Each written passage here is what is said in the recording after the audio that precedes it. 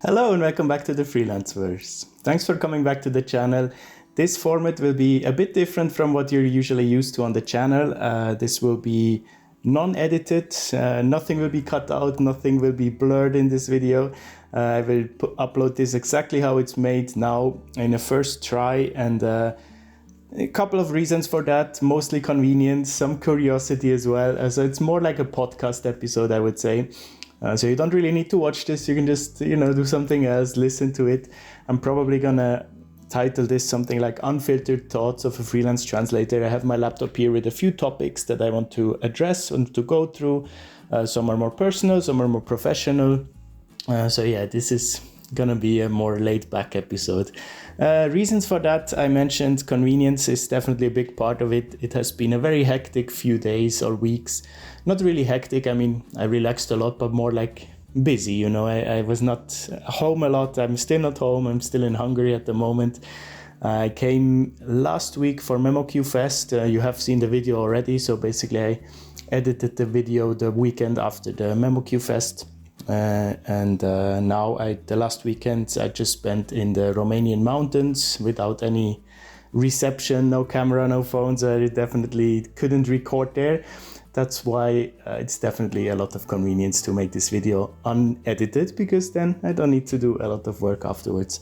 But also for curiosity, I really like to listen to a lot of podcasts when I have time, when I'm at the gym or I'm doing some housework or something. I think it's a nice kind of way to get more information in, to use time wisely when you don't really have to think, you don't have to put your mind to work. It's like a mindless task. Then it's great to use that mind time and get more information, soak anything up that you can. I want to try this format as well. I'm just gonna go straight into a few topics that I have written down here. First of all, MemoQ Fest, I reflected on it a bit. It was really, again, an amazing time. I can only encourage you, if you're starting out as a translator, go out there, go to real life events, because webinars are great, online conferences are great to learn things, but you are never really held accountable to properly invest time, right? There have been plenty of times when I was at an online conference and then, it was like a breakout session and you should go to a breakout room and actually start networking. And people don't really do it. I've been in conferences where there were 100 people maybe attending, and then in the breakout rooms we were 40, and other people would just leave. And if that's you that's leaving, that's nothing against you, right? I know it can be tough to network, to do small talk. It can be very daunting and useless in a way. I feel often, especially in translators conferences, you feel like, why would I network with someone that is never going to be my client, right? Where is the point in that? There is a point, I feel like, not only for just even without the professional interest, it's interesting to get to know new people, to learn other people's business practices, etc. That's one aspect, but even down the line, someone might recommend you, sorry about the fly, it's gonna annoy me, but I'm not gonna edit it. Someone might recommend you, right? If they get to know you on a personal level, they're much more likely to recommend you than if they know you just from LinkedIn, and even from LinkedIn it can be already powerful. So imagine how the real life connection can benefit you. If you have something unique about you that you can tell people that you meet, that can be great down the line. They might remember you. Oh yeah, I talked to this person at MemoQ Fest. I might recommend them, right? So this is just another, you hear this probably everywhere, but just another reminder that real life events are amazing, and you don't need to have great experience. It's also just good to go out there, get to know new countries, new cultures, and learn about our profession. That being said, I'm still, I don't know if I'm more of a fan of trade fairs than language related events, but it's definitely more valuable for my business to go to trade fairs, I would say. Oh, sorry, I should mute my laptop, of course, when I do something unedited.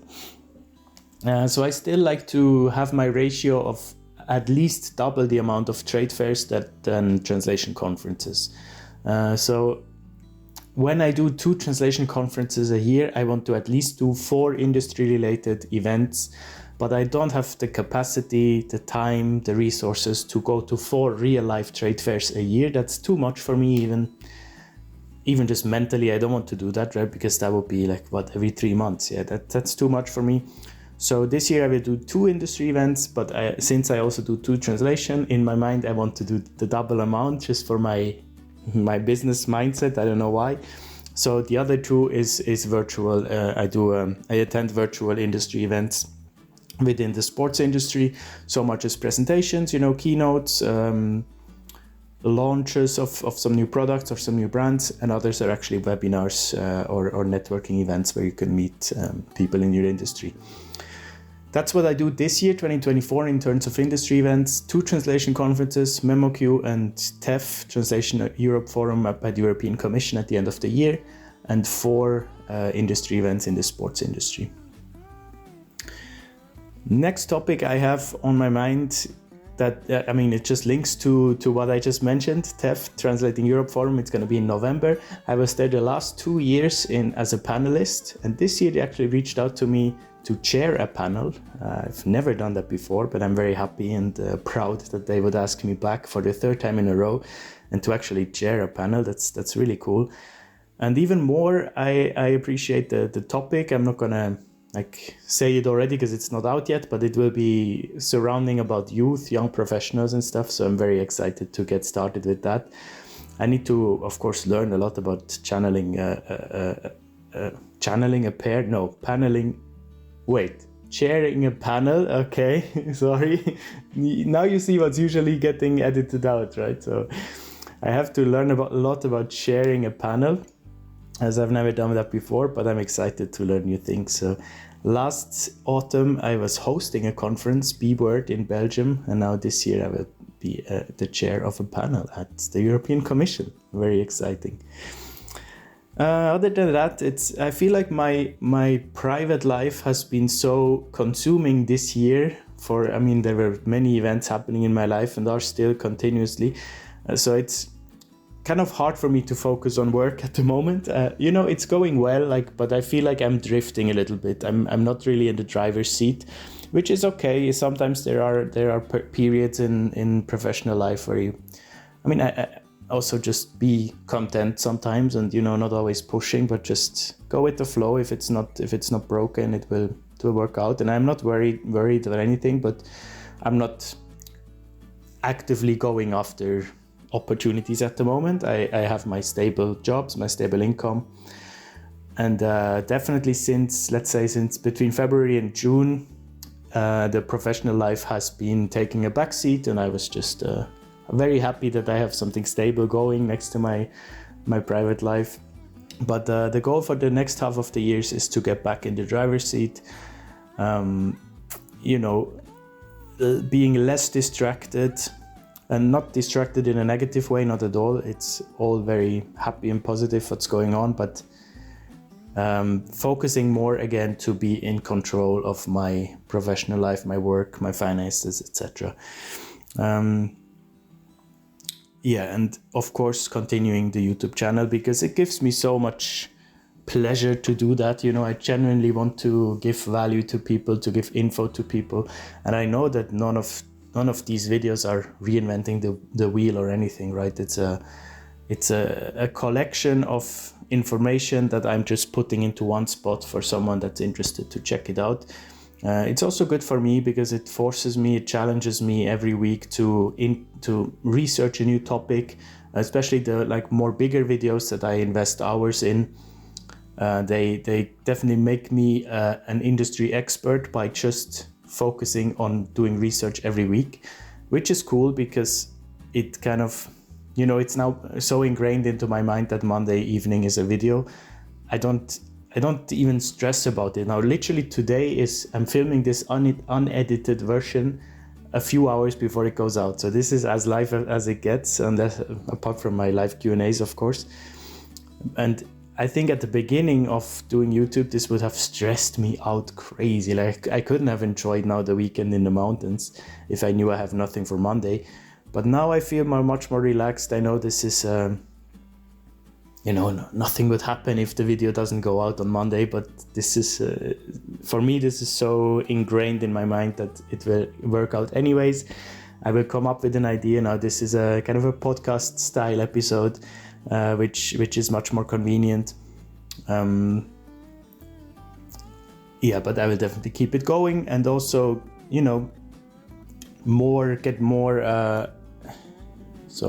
email came in. Keep it going, but also become more in control again in that regard. So at least be 3-4 weeks ahead, get interesting guests on as well. I want to go more a bit into the industry side of things with guests. So not only translation related guests, but maybe, translation buyers as well. I think it could be interesting to talk to one of my direct clients if they are actually interested. I'm not sure yet how I will approach someone. I have someone in mind, and I know that he is watching this video because he watches every video. So maybe you know who you are. I will reach out to you soon. I think you would be interested to come on. But of course, not everyone is made for, being on the channel and stuff. But I made this video with my good friend Marco about content creation, about content marketing, digital marketing, which has nothing to do with translation. But I really enjoyed doing that because I learned so much. The people that watch it, generally it would probably do less well on the channel because it's a translation related channel. So people are not that interested in clicking on it, but the people that do watch it are super positive and super happy about it. So I would rather have videos that give value to lesser people than drawing in a bigger audience that has less value and is more sensational. That's not what this channel is about. The goal is not to grow this into something huge. The purpose is to give information, value to people that need it, that want to start their career. Something that's really big on my mind at the moment is health concerns. Well, not really concerns, just I had another crazy reminder how important health is. It's just the number one thing in life. If you don't have that, I don't know what you can do. I mean, people make it work somehow without health, of course, but if you are healthy at the moment, really, really appreciate it. I also posture, especially for people working in the office. I know you probably are sick of hearing about it, but it's incredible how important it is, and especially sitting in a chair that is supposed to be ergonomically good for you, right? Like my chair is, not this one, but the one that I have at home. It's still not. You're still just resting on the back of a chair, so your lumbar spine is still it's not stacked exactly over your pelvic bone, the shoulders over the spine, and the head over the shoulders, how it should be, like the proper balance. So now I'm really trying to not lean even on the lean of the chair at all, but just sitting at the edge of the chair upright. Because I do have some back problems at the moment. It's only partially related to posture, I think. Of course, it also doesn't help that I work in an office job, but I think I just went too hard on the running and some bad lifting, etc. So I do have some issues at the moment that I'm working on. And that just shows me how important it is. So if your back is healthy, think long term, think in the future. Don't just say, "Oh, I'm fine. I can do this. I don't need to use my legs to lift. I don't need to sit upright. I'm fine." Once it's too late, and you can do a lot while you're healthy, that it's never too late. Just a little PSA out there. What else? I had an interesting conversation recently with someone that is very well respected in the industry, and I'm very happy to call him my friend. I mean, an acquaintance, a business acquaintance, right? And we often share messages of encouragement, what is going well, what's not going well. And he noticed that there is an increase in translation courses of people offering advice, how to become a good translator, how to become a translator, how to be successful, etc. Let's say since the advent of ChatGPT, since the advent of large language models, the amount of courses has skyrocketed. you can make your own judgment what that means for the quality of the course. I definitely made my judgment. And that then reflects badly on all the other contents out there that are genuine, right? That are human-made. I'm not saying all machine-made contents are bad, not at all. But there are definitely courses out there that hours and hours of prep work went into it. You actually have proper conversations with teachers, with consultants, one-on-one or in a group. You have great exercises, great advice. So they are out there. They're probably more expensive than the other ones you see. So you're less likely to actually invest in it. But good courses are definitely out there. But it puts all of these into question if the majority of the courses become crap. Sorry to say, but it's just a fact. And then, people start questioning also this YouTube channel, for example. I've gotten more and more comments of people saying, why would we trust you, or why would he listen to you? By the way, you don't need to listen to me, that's up to you. I'm just sharing my experience. But why would we listen to your advice if you have time to make all these videos and to be on all these podcasts and to speak at conferences and stuff? That means that you don't actually have translation work, right? So why would if you were actually a successful translator and booked out, why would you have time to make these videos? I honestly got at least 5 to 10 messages with the same, not the same words, but similar type of question and accusation sometimes. Like, they were quite harsh, to be honest. And it's interesting, like, I understand where you're coming from. And, there is this saying, what is it? Those who can't do, teach, or something like this, right? I don't agree with that, but fair enough. Like, I see how you would assume that a large chunk of my working day goes into making these videos or making other content, go on other people's podcasts, etc.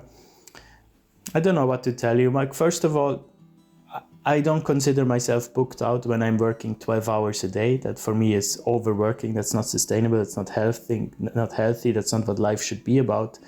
In the end, work is such a minuscule part that you look back on in your life. I feel like it takes a lot of time off your actual life, and you need to make money, you need to work within the system, of course, but it's not my priority at all, right? So when I say I'm doing well and I'm booked out, that doesn't mean I'm working extremely long hours. That doesn't even mean I'm working full time, right? It just means that I'm content. I'm working enough for myself. Now, making these videos, however, is a hobby, right? I use it as part of my marketing efforts to get more interest, get more leads, of course. So now, for example, what is it now? It's 2:43 on a Monday, and I know I have to get this video out by 6 p.m. So yes, it is part of my working day, but also this will take me 1 hour, right? I'm doing this from 2 to 3, maybe until 3:30, and then I still have plenty of time to do work afterwards. I also have plenty of time to do work in the evenings, but most of the times I also spend time on YouTube and the social media aspect of things on the weekend, in the evenings.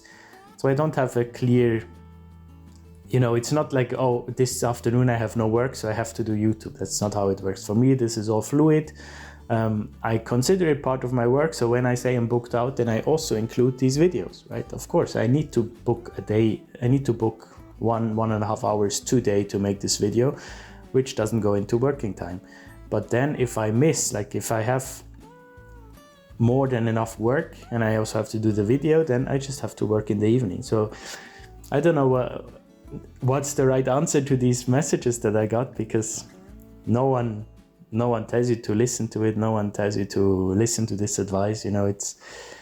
I can tell you that people that make these courses are a mixed bag. Definitely, there are plenty of people who genuinely want to help you, who genuinely have an interest to getting you to the right place. And then on the other side, you have probably the majority that are not even scammers. I wouldn't call them scammers, but just it's a very easy money to make a course online and then sell it to people, right? I have been approached to do that by more people than I can count, more companies that I can count. So far, it has not been the right fit for me, because I find it strange to charge for something that I tell anyways here on the channel, right? So I know some colleagues do it for specific, very niche topics that they don't want to make free content about, and they charge for it through LinkedIn or Pros, etc. And that's perfectly fine. Nothing against that. These courses are amazing. They're very niche down and very led by experts, right?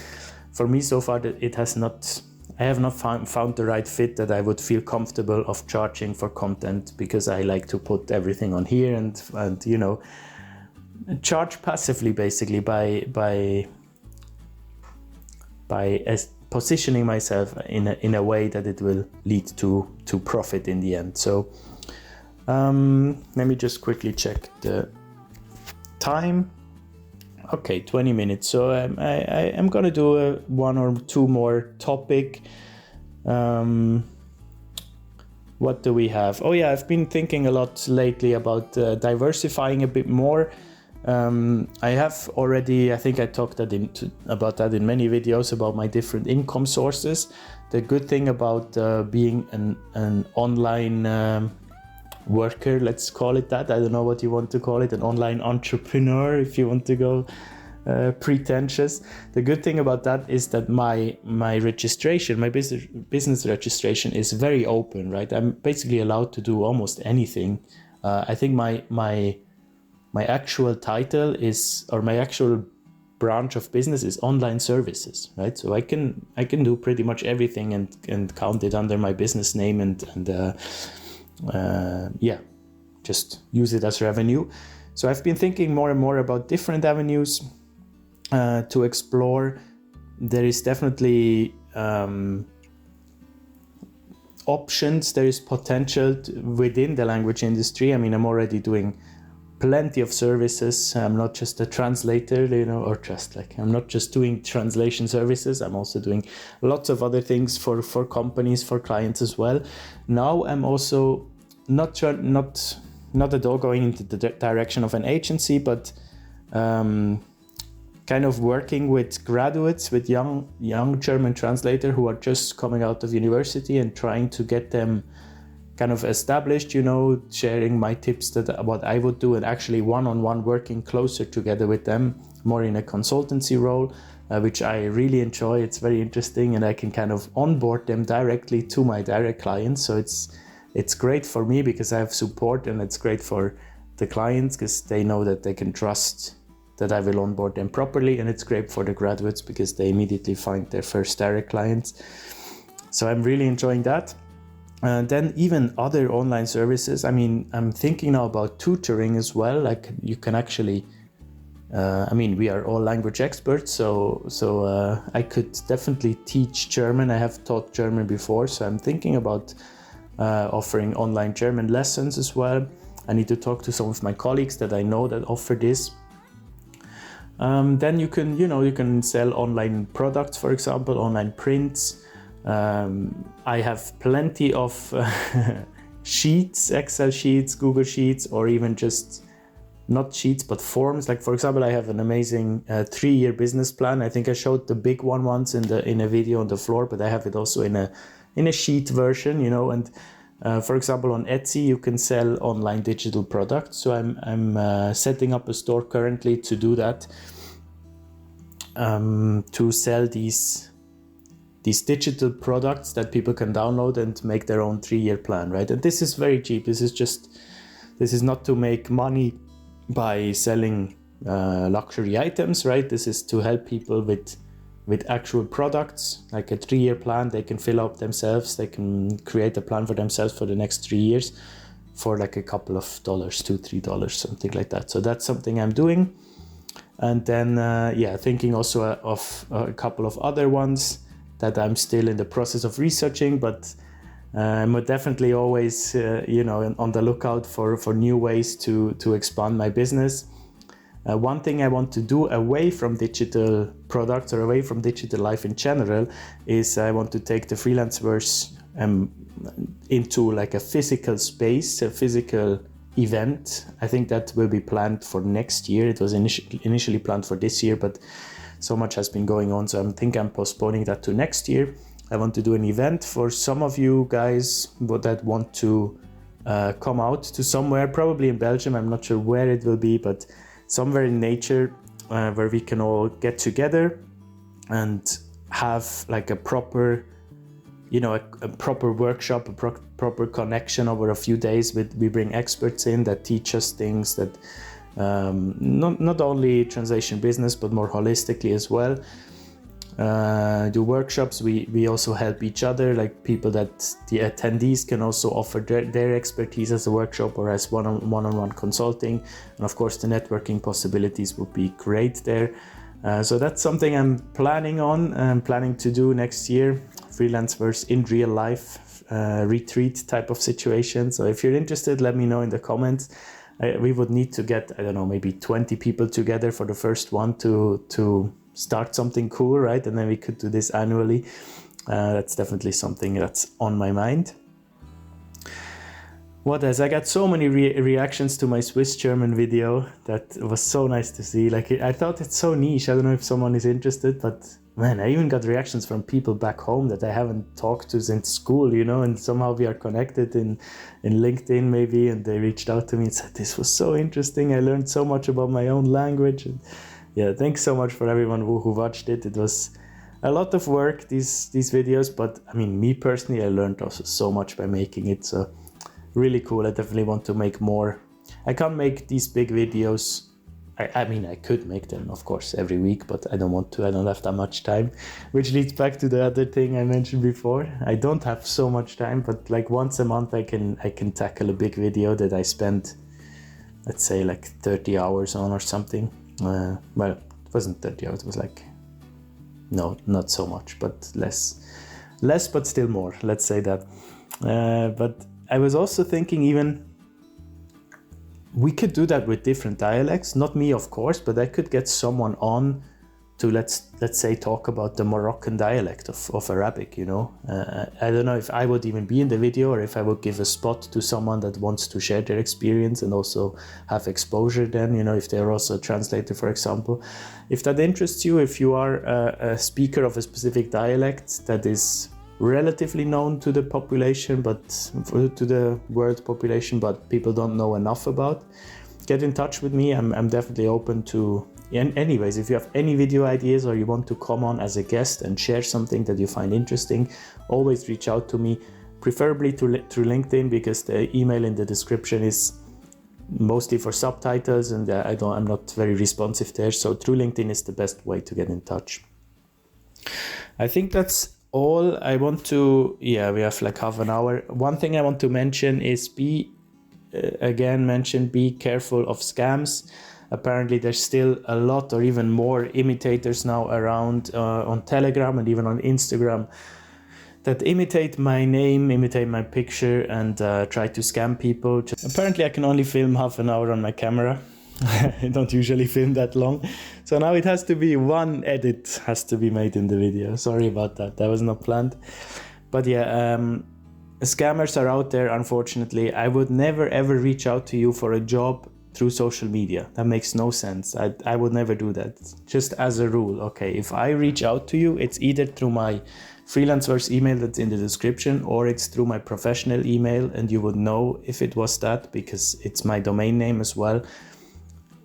I don't currently have a job, but if I ever look for jobs, I reach out to you through emails and not through any social media. So you don't need to ask me. I get these messages all the time. Is this you? Is this you? It's not me. Telegram, Instagram, anything else, it's not me. And also on the back of that, I have seen a lot of LinkedIn posts about scamming agencies, scamming companies. Are being called out, and which is nice because they should be called out, and especially two that have been called out so much that I want to also share it on here. Please be careful to work with Alpha Games. Do not, and don't work with. I don't even know how to pronounce it. It's called IQVIA. IQVA. I don't know how you spell it, how you say it. But these two, plenty of LinkedIn posts that they scam translators out of thousands of dollars. Their pros rating on Blueboard is horrible, so don't ever work with them. Be careful, they are scammers. There you go. This was the first episode of Unfiltered Thoughts of a Freelance Translator. Let me know if you like this kind of podcast style video, and then I can do more of them in the future. I hope you have an amazing summer if you are in this hemisphere, or beginning of winter in the other side. It's getting to summer here now, so I'm excited to spend some more time outside and to see what the next half of the year will bring. Wishing you all the best. There will be 2 more videos, I think, two more videos before the summer break, and I see you there. Hopefully, see you next Monday. Take care. Bye bye.